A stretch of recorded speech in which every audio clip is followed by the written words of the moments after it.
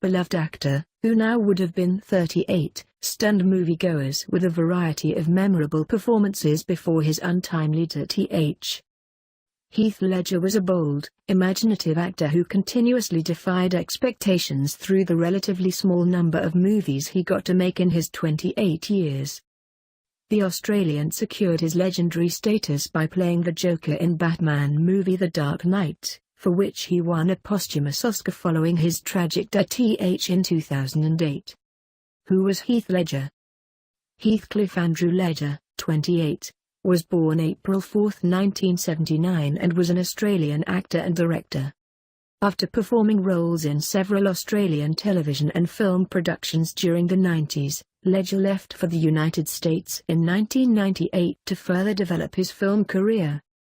The Perth native biggest films include The Dark Knight, Brokeback Mountain, Monsters Ball, A Knight's Tale, 10 Things I Hate About You. How did Heath die? Heath accidentally overdosed on prescription drugs on January 22, 2008 during the editing of The Dark Knight, and midway through shooting for his final movie, The Imaginarium of Dr. Parnassus. He was found dead in bed in his Manhattan flat by his housekeeper and masseurs at around 3 p.m. He'd taken 6 types of drug, and the toxicology report states, "We have concluded that the manner of death is accident, resulting from the abuse of prescribed medications." Johnny Depp, Jude Law and Colin Farrell stepped in to complete filming for Heath's character Tony in Terry Gilliam's film. Claims that playing the Joker had pushed Heath to overdose were also trashed by director Gilliam, who said at the time, "Heath was so solid.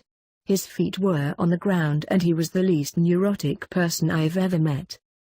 It's more likely Heath's insomnia led him to self-medicate, a theory that has been backed up by Michelle Williams and Christopher Plummer.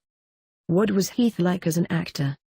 Often compared to James Dean, Heath was known for taking roles that were on the edge and that challenged him, as nothing else piqued his interest.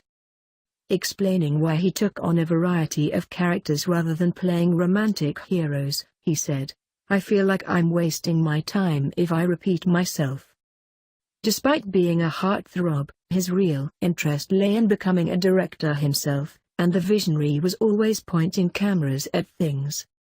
In 2007, he told a reporter, "There are so many stories inside of me and a lot I want to achieve outside of one flat note." Christopher Nolan said of working with the actor on The Dark Knight, "I've never felt as old as I did watching Heath explore his talents."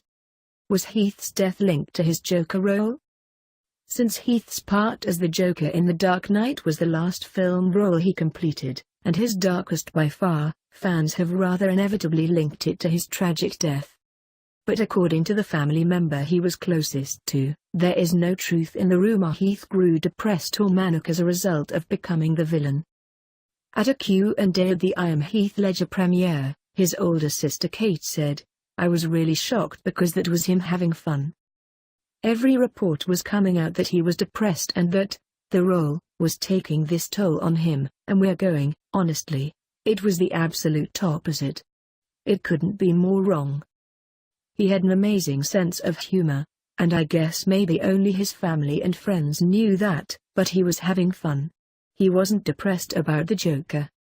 The maker of the documentary, Matt Amato, added, "I hope it's an antidote to a lot of the gossip that exists in the world. There are some really terrible things about Heath out there." In the immaculately clean apartment where Heath died, investigators found comic books, research on clowns and the Joker's origins, small clown statues and recordings of the actor's Joker voice experiments. He also wrote a journal as the Joker in the run-up to the movie shoot, which ominously ended with the words "bye-bye." Was Heath married? Did he have children? Heath had a daughter with American actress Michelle Williams in 2005, called Matilda Rose, who is now 11. Michelle and Heath split in 2007 and all Heath's fortune, around £13 million, was left to Matilda in its entirety. Through his life, Heath also had relationships with Naomi Watts, Lisa Zane, Heather Graham and, close to his death, supermodel Gemma Ward. Did Heath have plans beyond 2008?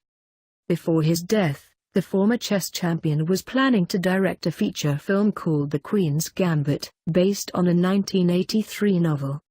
Heath, who would have turned 38 years old on April 4, wanted to segue into film directing, having learned from filmmakers like Nolan, Gilliam, Mark Forster, Ang Lee, and Catherine Hardwicke. No doubt Heath would have been invited back to play the Joker, who he described as psychopathic, mass-murdering, schizophrenic clown with zero empathy, in more movies. Despite his tragic death, Heath's enduring impact on cinema and the art of performance is beyond question. He said in 2006, "You know when you see the preachers down south? And they grab a believer and they go, boom. I touch you with the hand of God. And they believe so strongly, they're on the ground shaking and spitting. Now, I don't believe in Jesus, but I believe in my performance." And if you can understand that the power of belief is one of the great tools of our time and that a lot of acting comes from it, you can do anything,